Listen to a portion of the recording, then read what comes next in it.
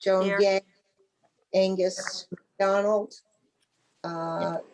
Leslie Strout, Susan Tyler, Joe Comerford, and David Lee. The meeting is called to order at 1:38 p.m. There is not a quorum, but we will conduct our discussions and business as usual. I don't know, Joe, did you send out minutes from the meeting on the 15th? I did not. Okay, then we'll skip right So I'll have over to do that. them next time. We'll do that next time, no problem. MOA status. We're going to talk a little bit about this in public session, and then we'll do a very brief executive session. As we agreed at our meeting on February 1st, which was Monday, a couple of weeks ago, we sent in the morning an email version of the MOA to Dennis. In the later in the afternoon, Joe sent the other copies to the various other DOT people, including the commissioner, and followed that up with written copies the following day. On February 3rd, Joe Comerford received a email from Garrett Eucalito, who was deputy commissioner, saying he was surprised that we sent this directly to the commissioner without any DOT involvement. Joe subsequently had a conversation with Dennis about this and reinforced with Dennis that Laura and I had reached out to him in December, but be that as it may, Joe Samalas and Leslie sent Eucalito response to that email the same day, basically explaining what we're trying to do and indicating, again, our commitment to the project and our desire to move forward as quickly as possible. Eucalito responded favorably to that, said he remains as committed and he will have his staff with us. Laura and I sent Dennis an email on the 10th. Laura, I apologize. I sent you the preview to that, but I think I forgot to copy you on the actual version that I sent. I will send No that. worries. No Okay. worries. Asking him what he thought, telling him we were having a meeting today, what changes were considering, most importantly, what time frame they were going to be on for execution, and a cautionary piece that said time is of the essence here. Then I brought up again the staffing issues and the need for those TOD, as well as the fact that all of the dates that we have put into our implementation plan are interdependent. And the extent to which this execution is delayed, then everything else is delayed as well. He has responded at this point, nor has he given Joe an indication of what he thinks of the MOA or even whether he's read it. At this point, I would like to entertain a motion to go into executive session for the purpose of seeing contract negotiations with the OT.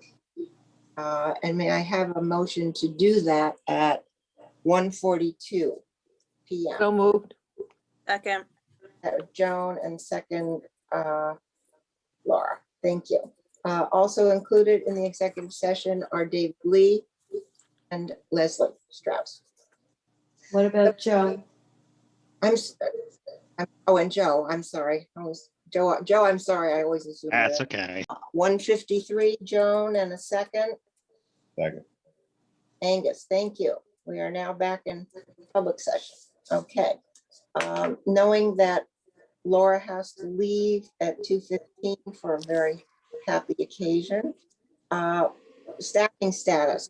We have 4 positions that are outstanding at this point, and I'm just going to ask Joe to review the status of the maintenance director, HR payroll person, the grants and procurement person, and the project manager. Go ahead, Joe. All right. So we have done more maintenance interviews after our first candidate withdrew. and we're planning to make an offer today to somebody that we liked. Then the special projects manager, after the meeting Friday, Middletown's meeting was Friday. So I have so many meetings, I got to remember which one was when. So after Middletown's board approved that position, I advertised it, and it's now on Indeed, and I am setting up interviews for either late next week or the following week. The other two positions that are not funded yet, but we decided to go ahead and advertise, they've been posted since whenever it was that we authorized advertising. I think it's been about 2 weeks now. It's been at least 2 weeks. We've gotten a number of applicants for both, and I've set up interviews for the HR one next week. I haven't been rushing that along as much because we don't have money yet, but I figure we can at least start getting some interviews done and kind of let people know our time frame when we do that. It's probably a couple weeks before we would make a decision. And then I'm planning to do the procurement one last because, again, there's no money for it. So the HR one I'd really like to get done because we really could use the help in the hiring, not just with all these positions, but I mean, it's a lot of positions to be interviewed. My week is pretty full with interviews next week. But we have operators to fill, all sorts of jobs to fill. So it would be really helpful to get that position on. So right now, Joe, just to refresh everybody's memory, we do have a TOD for the maintenance director. That's We are- correct. We're going to fund the special projects manager equally between the two districts from our own existing funding. And the other two positions, we do need a TOD for. That's correct. Okay. Any questions for Joe on the status of these 4 positions? All right. Just refresh my memory. Are we waiting to get TODs for those 2 positions until we've got a signed document, or are they on their way? The TODs. So those are the ones that were supposed to be on their way as soon as they got a draft of the agreement. Okay, so have you reminded? If you remember that. I didn't, that's what I'm not. I have. I spoke to Tony, his assistant. She actually called me about them the day after Susan sent Dennis the MOA. But it was hours before the email from Garrett. So I don't know if that changed anything or not, but I haven't heard anything since. But I have my normal call with him next week. So You can push it then. So I'll be bringing it up then. I think it's important that we are all on the same page, that with the exception of special projects manager, that these other 2 positions are not hired until we have in hand a TOD. Not a promise of a TOD, but an actual TOD. Is that everyone's understanding? Definitely. All right. Okay. Any other questions on staffing? All right. Now to the body of the meeting, and we'll go as long as I'm thinking an hour. I know, Laura, you have to leave earlier. There is no deadline on this.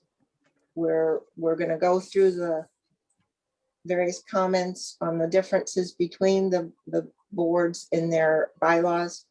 Where we can reach agreement, we'll do so.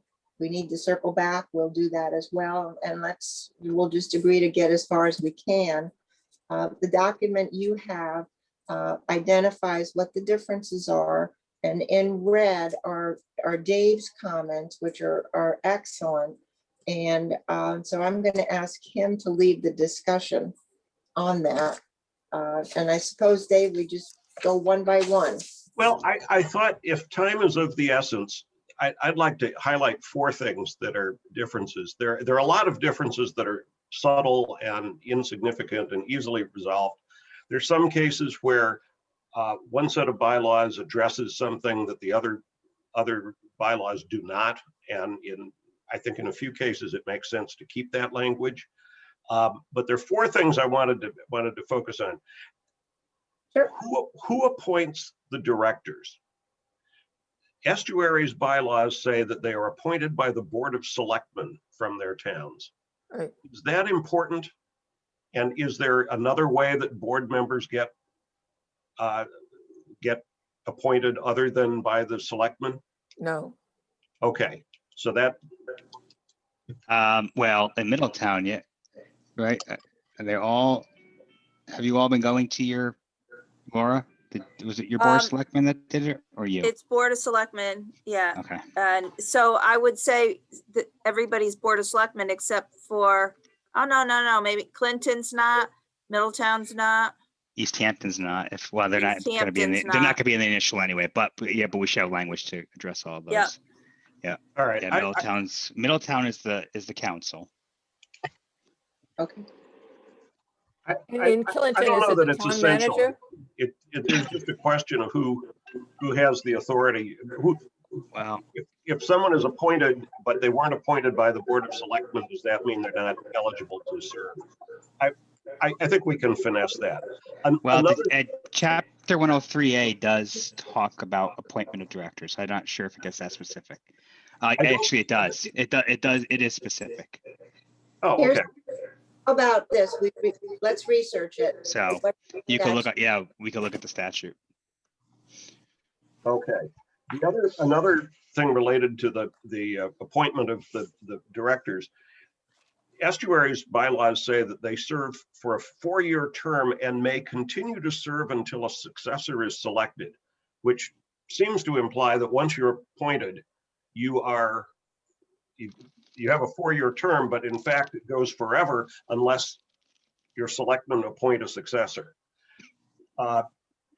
Middletown's bylaws say that directors serve a 4-year term. So presumably every 4 years you are reappointed. I sort of like the Middletown approach that says you serve a 4-year term, and at the end of the term, you can be reappointed, but you have to be reappointed or someone else appointed in your place. Well,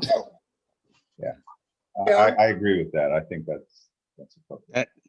And the statute says 4-year terms as well, so. Right. It's just that there's a question of what happens at the end of the 4 years, and there has to be an affirmative action by the town to reappoint someone or appoint a successor to keep the position filled. What should be the quorum? There's a different quorum for Estuary, which has a big board. Dave, Yeah. excuse me. Joan had a question. Oh, I'm sorry. no, I was just gonna comment, because I didn't hear exactly what you said quickly, but in Killingworth, I get reappointed every 4 years. Okay. Well, I think that's the way it should work. Okay. That's how it has happened in practice. I have one other question. Are there term limits on these appointments? No, not in No, the existing bylaws. You remember Virginia was our original, Virginia has been the only Clinton director until she just resigned. Okay. All right. Thank you. Go ahead, Dave. Because Middletown has a small board, the quorum was 2/3 of the members, which is basically 2 of the 3 people had to be there. No, 3 of the no. 4. 4, yeah, 3. Okay, They have 4 people. well, then they needed 3 of the 4. Right. Right? So effectively, it was a 3/4 of, 2/3 is a meaningless number in their case. In Estuary's case, it's not just a majority of the members, but it's also a majority of the weighted vote, right? And Well, I'm assuming you would like to see the Estuary practice continued, so that it's not only a majority of the new board, the expanded board, but the majority of people who show up have to represent a majority of the weighted vote. And Estuary also has a number of towns. He said that Oh, yeah, majority. that's why, Yeah. that's why Right. estuary can do that. They've got a much Yeah. bigger number to start with. And Leslie, Leslie was one of the people who wrote these bylaws. So, Revised the bylaws. right. Yeah. Well, Revised. Yeah, I mean, I'm going back, I'm sitting here, I'm still stuck on this vacancy and reappointment because we actually have two sections here, sections 3 and 4. And I can see where David would think that you get to serve in perpetuity based on how section 3 is written, but then section 4 addresses vacant. I think the whole thing has to be looked at to be clarified. It's As- it's very simple if we abide by the practice that says you serve a 4-year term, and at the end of the 4 years, you are either reappointed by your town or someone else is appointed. Right, but then vacancies, which is the next section, says the appointing authority shall fill the position for the unexpired portion of the term in like manner to that specified in section 2. So there's, Right. the whole thing's got to be revisited. I'm happy to take a stab at that. I wanted to get a sense of some consensus. The one area that I think you're going to want legal counsel to look at is the indemnification section. Both bylaws have one. Dave, Wait a minute, where? on quorum first? Did we finish up on the No. quorum? Well, We we're did not not. doing these exactly in order. I'm jumping around because I'm sensitive to Laura having to leave early. well, I think that the quorum is important because my understanding when I first came on to estuary, because the bylaws had just been redone, I was told that the reason the towns were put in there was because they were concerned that basically, I think like you could have a quorum with 3 towns. It was the 3 largest towns. And so the number of towns was put in there to make sure that just a few towns couldn't meet and vote without enough towns being present, because we have very big disparity between our smallest town of Lyme, which is 1, and our largest town of Clinton, which I think is like 13 votes. Well, and that's even more of an issue once we consolidate, and Middletown is so huge that Right. it's weighted vote. So personally, I support a quorum that includes both a majority of towns and a majority of the weighted vote. But I don't know how other people feel. That's pretty, I'm familiar with how the transit authorities in Massachusetts are governed, and that's exactly how they do it. I'm thinking of one in particular that has 10-member towns, but 2 of the 10 have 51% of the weighted vote. Exactly. Two big cities and then a bunch of little suburbs. And the result is they said, you can't have 2 people show up with 51% of the weighted vote and make decisions. You've got to have at least 6 of the 10 towns that are members of the transit authority present. And you have to have the weighted vote that adds up to at least 51%. If I remember correctly, that was one of the very first things that I asked Dennis at a board meeting when these conversations first came up, is how in the world are we going to make sure that a town that has a much larger population like Middletown does not begin to control this board. And I don't think we have any choice, or I certainly won't. Right. And the only way you could do it, because the weighted vote is in the statute, the only way you can do it is by setting other requirements like a quorum requirement, something like that around it. One other thing to take into account is we aren't necessarily bound by a simple majority of the number That's of right. towns. We could require 2/3 of the towns, again, because Middletown is sort of the big gorilla in the room, and I'm from Lyme, I don't count.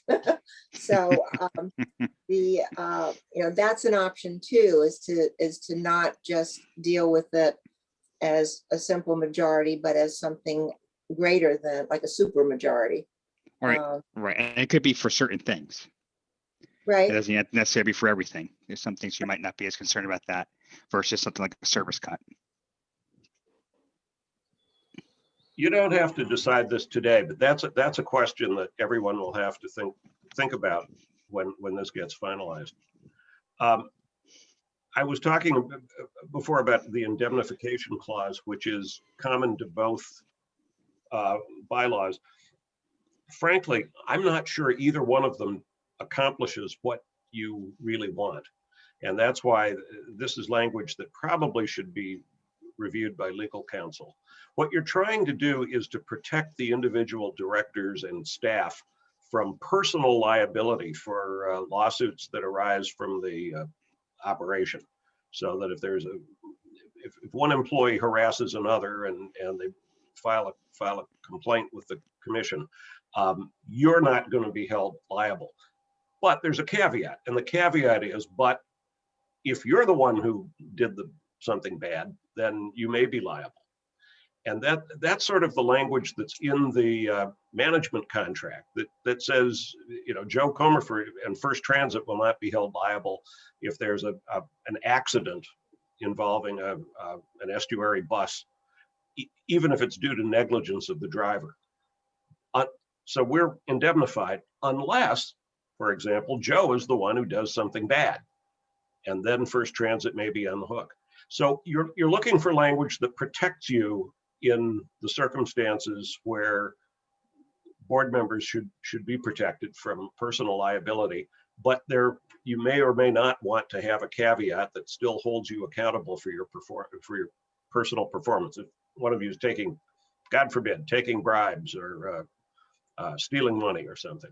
So the language in the Middletown bylaws is a little more specific because all estuary does is to say indemnification is provided. Indemnification shall be as provided by state statute. I don't know if that's adequate for your needs. Middletown says that you're protected except if you are derelict, and I think that's a term that a lawyer would probably say is not specific enough. So that's something to address. Another difference between them, and I'll try to do more summary. I'm trying to rush through some things before Laura has to sign off. Middletown bylaws provide for committees. Estuaries do not. I think having committees, board committees, makes perfectly good sense. In fact, you may have committees from ad hoc committees that involve people from outside the board. So that may be something you want to keep. Estuary has 4 officers. Middletown has 3. That makes sense in a small board. In estuary, you have secretary and treasurer as separate officers. I think it probably makes sense to expect that you have those same 4 officers for the new organization. There's a requirement in the Middletown bylaws that the board of directors meet monthly. Estuaries requires they must meet at least 4 times a year. In fact, they meet generally 6 times a year. But you'll need to decide how often you want the new board to meet. Now, they can meet as often as they need to, but how often do you have regularly scheduled meetings that are posted in the beginning of the year? And Middletown has I think, especially given the nature of this call, they have a bylaw provision that allows electronic participation in board meetings. Estuary doesn't have one, but you've obviously had people participate in board meetings electronically. So there may be value to including something like that. There's a very specific provision in the Middletown bylaws, has to do with the fact that board members are not compensated. And there's a whole conflict of interest language in their bylaws, but does say that board members may be reimbursed for expenses incurred in the performance of their duties. Dave, what does that mean? Does that mean that a board member can charge for mileage to go to and from a committee meeting or a board meeting? Well, often that's what that kind of language would, that's exactly what it would mean. Is Now, that if To my they have- knowledge, estuary does not do this. And- Is that, No, yeah. we don't, but, and neither does Middletown. I mean, it's in, the language is there, that they could be reimbursed, but nobody gets reimbursed. so nobody's asked for it? Not in the time I've been involved there now. So what would qualify as something that a board member could be reimbursed for? I will say one time, if you remember Rich, our prior chairman, he came out to a CTA conference. Remember, to get our award that the when we won the Rural System of the Year. I wasn't here then. No, Leslie, I'm looking at Leslie. No, no, no, no, I She doesn't seem to remember either. No, I got hung up in my own head on the fact that Virginia gets reimbursed for donuts, but that's not what we're talking about, is it? I guess somewhat. I mean, it is an expense for the district. It is But an expense. That's the only time I can think of is when Rich came to Right, so should this language be clarified so that it doesn't look like people get reimbursed for gas money, but for, there must be some more specific language to address exactly what you're talking about. yeah, because if they incur an expense, a bigger expense, they should be reimbursed. Well, But that's the key. If Maybe they, not every little tiny expense. the key is if they incur an expense. I think that any board member who expects to be reimbursed for mileage to get to and from a meeting, I don't think that's appropriate. Right, or paper to print the agenda or something. Yeah, yeah. I'm sure you can I'm get sure there's language crazy with it. available. You know, I've sat on boards and I'm sure there's language available that says, you know, any reimbursement that needs to be, for any expenditure that is going to be reimbursed needs to be approved by the board prior to the expenditure. That's exactly right. I was going to say that you can put that language, permissive language in the bylaws and still have a board policy Right. that clarifies how it's to be administered. And that would be one that says, yes, you'll be reimbursed, but yes, the bylaws allow you to be reimbursed, but our policy is that you have to have prior board approval. Mhm. With regard to the conflict of interest, I would support a robust conflict of interest statement in the bylaws.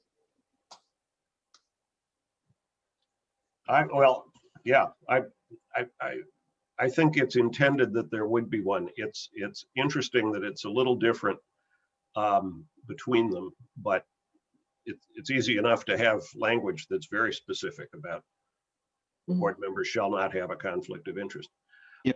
Another thing that's not in either is attendance. And it's something that's in, we have a policy. You saying about the policy remind me that we create a policy about attendance at estuary because it was an issue. I don't know if we want to keep it a policy, just because we didn't want to revise the bylaws. I don't know if we want to keep it a policy or if we want it in the bylaws. I think bylaws, I mean, it was a big issue for us in the past. So. yeah, but I think that's because we didn't feel like revising the bylaws again. but- Yeah, that's right. I meant the issue of attendance has been a big issue for us in the past. Yeah, I would, So it's probably worthy of at least consideration for the bylaws, but exactly. we I would just didn't want to go encourage that. through a bylaws revision process. We needed to get it done. Right, I would- so would let's pull out that consist- policy, build it in.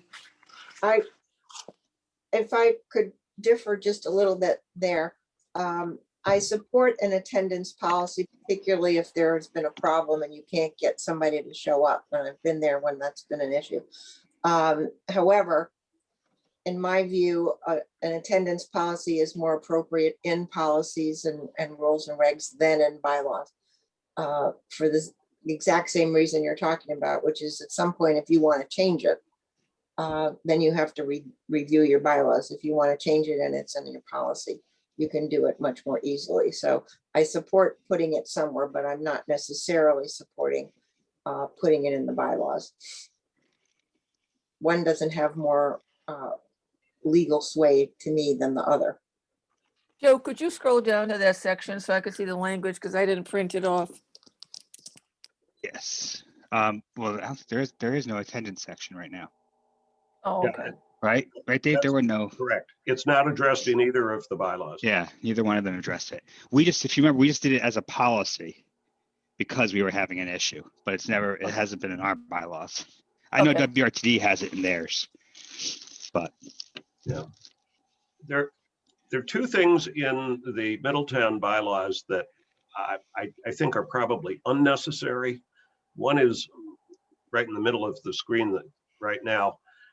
There's a section on public hearings, and it identifies that there is a public hearing requirement for fare changes. Now, in fact, there are public hearing requirements for all kinds of things.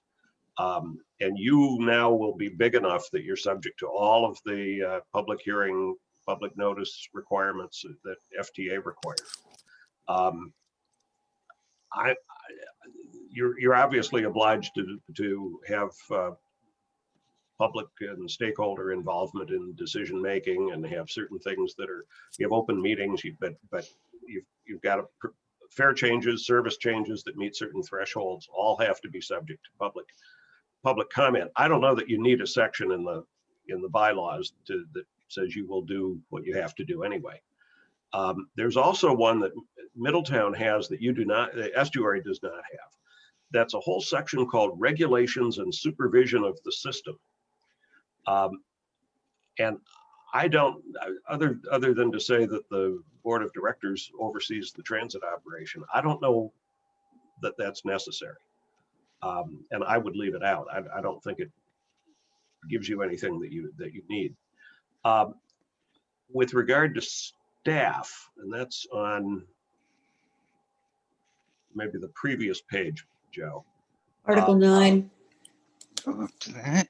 If you go back, if you scroll back to staff. Just a little bit right there. There, yeah.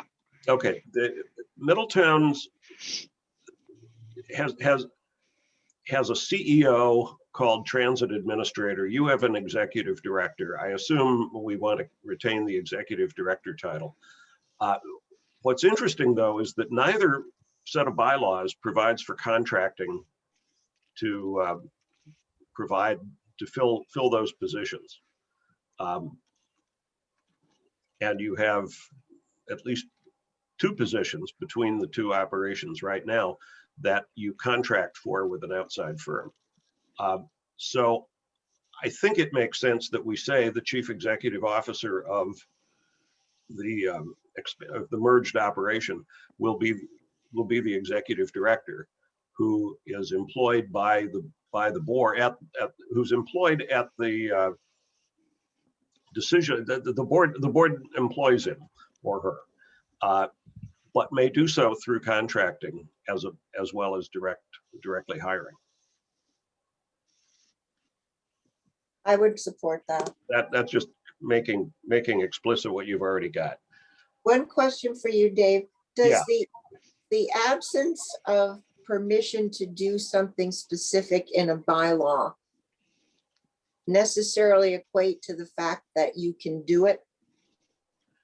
Well, no, in the sense that if the bylaw says the board will employ an executive director who will oversee staff and perform certain duties, that doesn't preclude your hiring that person directly versus hiring that person through a management company.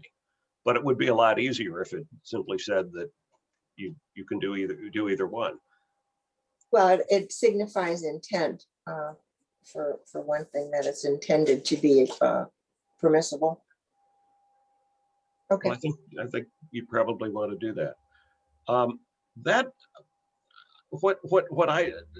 that we've had some conversation about this, I think rather than go through every little thing, it might make sense for me to go back now and take a stab at a draft that takes the best of both sets of bylaws and incorporates this discussion and gives everybody something to look at, especially since the Middletown members of this committee are not on the call.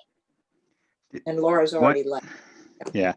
One area I would ask, if I don't know if it'd be bylaws or what, but again, as we talk about approving things. Do we want something specific when it comes to service changes? Maybe it's a policy later. I don't know, but What just is- because typically in these situations, people get nervous, and I know there's concern on them from the legislators in Middletown, not the city, but the legislators. That others will have control over service decisions in Middletown, and we've had the same concerns down here. I think for that reason, we ought to consider it. I'm not exactly sure how it would be phrased. And we would have to do so within the context of whatever else the statute requires of us if we're going to make a change, but that including that might be a form of reassurance to people who are still uncomfortable. Yeah, that's what I'm thinking. Well, you have a very clear statement in the memorandum of agreement, which will remain in effect until the merger takes place a year and a half from now or later, that there will be no there will be no changing of services. There'll be no blending of services between Middletown and Estuary. And in the meantime, service changes for Middletown will be overseen by the Middletown Board, and Estuary service changes will be overseen by the Estuary Board. So that protection is there. Once Right, for now. once you've done the merger, then that's an interesting question. Do you not empower the new board to make service changes that may be disproportionately one or the other? Well, and what you have to do, because if there's a funding cut, you're going to have to make decisions. But Well, that brings us right back to what we were talking about, quorums and weighted votes and things like that. Right. right, because that's where it's going to be the most most problematic is when we're talking about when there's not money and we have to make tough decisions. Yep. Making sure that they're done well. Yep. And Exactly. With regard to this particular item then, Dave, why don't you maybe play around with some language that we can then make a judgment about later? We And- can, sure. And Dave, who told me, I don't know how true it is, but who told me he'd come up with some good language on this in the past is John Powell. All Who right. is, When Who is- when he created that Howard County. Okay. I know how to reach Powell. I think, Dave, your idea of putting this discussion into a draft form on some of these items is a good one.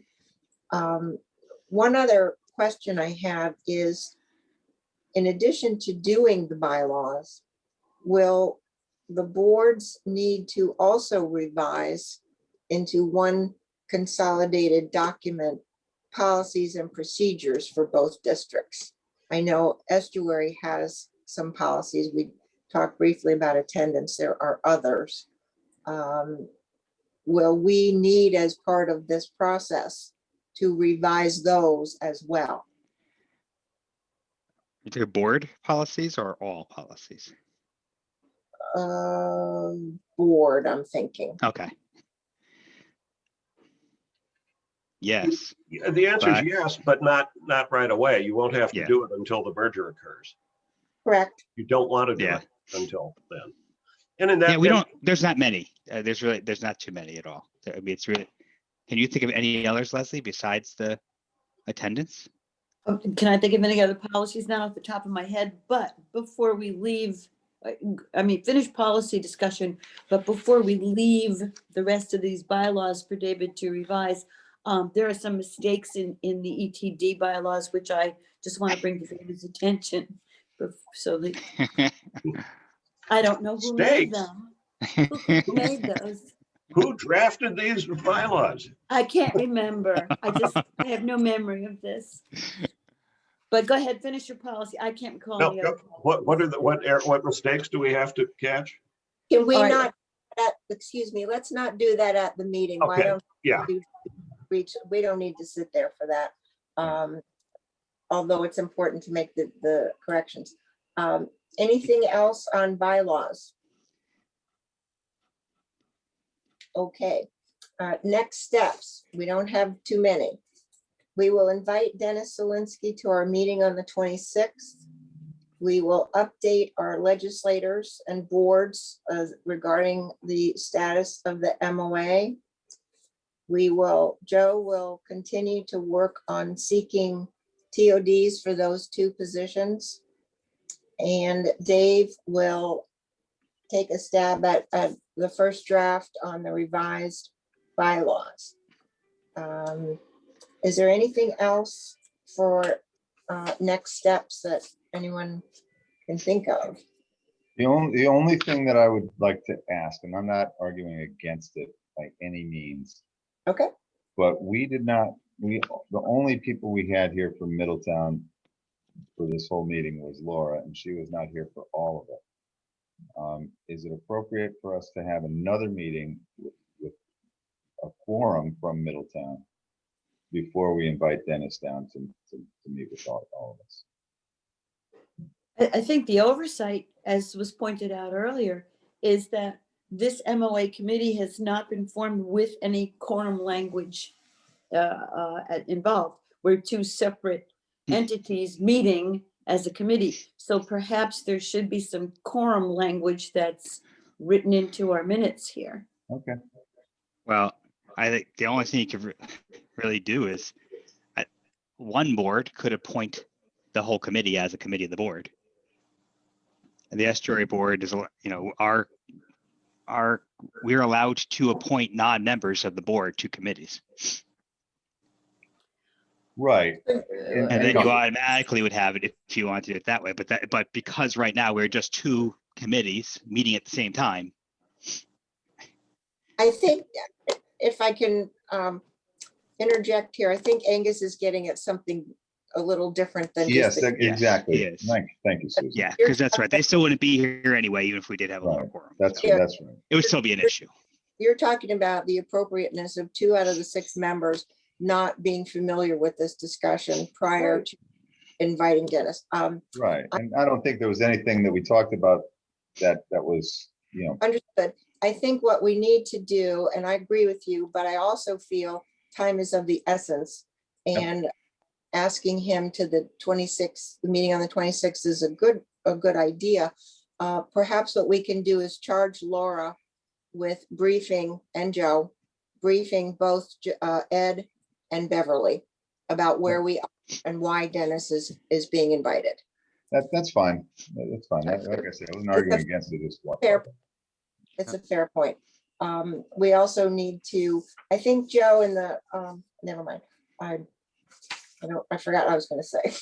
Well, one thing I'd say is that we should, Susan, you and I should go over what we want to tell Dennis to be prepared to speak to us about. Yep. And then, I don't know if you want me to send the invoice, the invite. We're going to tell him that Angus told us that he's been so responsive. We're sure that this is all going to go really fast. Yeah. It occurs to me, what you could do is just to have Joe talk to the Middletown members of the committee and tell them that the consensus is that we'd like to invite Dennis Zelinski to the next meeting. Do they have any objection? That's because you don't need to do this with a formal, there's no formal motion. It's just a consensus to invite him. Right. I can't imagine that anyone would oppose to it. Well, they wouldn't. No, But you're just giving them. It's good to let them know. It's very good to let them know.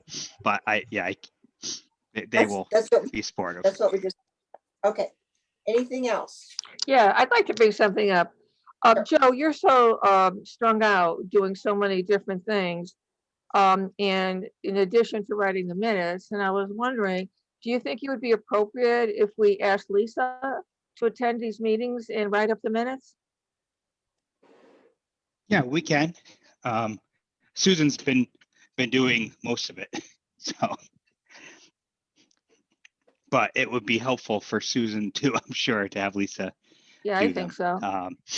so. I didn't involve her in the first ones because they were so long, but we're getting, I think, to a point where and they were very, just so much detail. So I think we're at a point now where it would be easier for her to do them. That's a good suggestion, Joan. Thanks. I can speak that it's difficult to manage a meeting and keep minutes at the same time, so. It's Right. extremely, yeah. That's why I hate being secretary of any organization. Yep. 'Cause you can't participate. Okay, next meeting, February 26th. We will issue an invitation to Dennis as quickly as we can. If he is unable to attend at that point, either because of the date or the time, are we willing to move our meeting around to accommodate his schedule?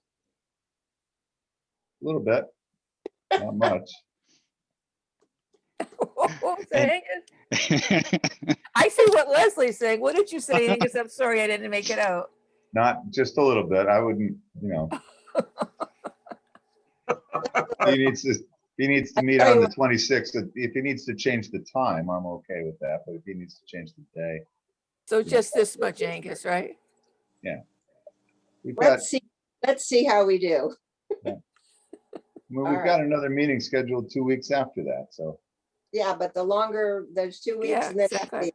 I know every 2 weeks is brutal. So what I could do is I can I could let his assistant know that we would like him to meet on the 26th at our normal time. The 26th is 11 o'clock. Right. And get that on his calendar, and I'll tell her that I'll follow up with Perfect. what we'll be discussing, Okay. so that Susan and I can go through what we want to tell them to be ready to discuss, but at least get it on his calendar. Am I wrong to assume that part of what we're going to be discussing is the DOT's response to what we sent them? Yes. Yes, absolutely. Yeah, would Yeah, it be appropriate at this time to I didn't hear what Angus said again, sorry. To start going through the agreement to see DOT's response to all of our items in there? When are we gonna do that? That's what I asked. Is that what you, oh, thank you, Angus, we're on the same wavelength. Yeah, I think, why don't we, Joe, you and I sit down and go over that. I'd like to structure his presence at the meeting in such a way as to elicit more than just generalities from him. Yes. And one of the ways to do that is what Angus and Joan have both suggested. All right, bing, bing, bing. You got a problem here? What is it? You got a problem here? What is it? And that doesn't mean he will agree to do that, but I think we can try. for You that to want be effective. I think that doing that and making sure that the his higher ups are aware that that's what we're doing gives us a little more voice that we are serious about this. Are you? Is he? Because he certainly hasn't represented himself as such. It gives us cover too for any future, complaint is the wrong word, but expressing concern about the lack of progress. Yeah. so Great. so I'll send that initial, just kind of getting it on his calendar today. Do you want maybe just want to talk after the meeting Wednesday? What Or- meeting?